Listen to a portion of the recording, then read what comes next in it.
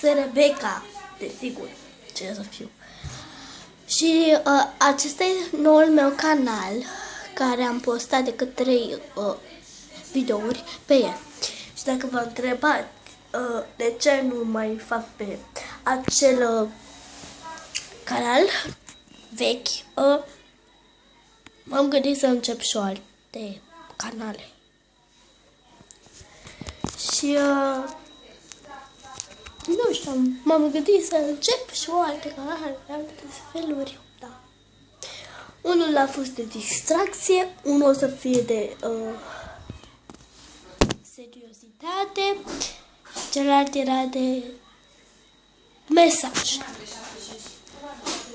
Deci nu uitați să vă abonați la toate canalele și să vă abonați chiar.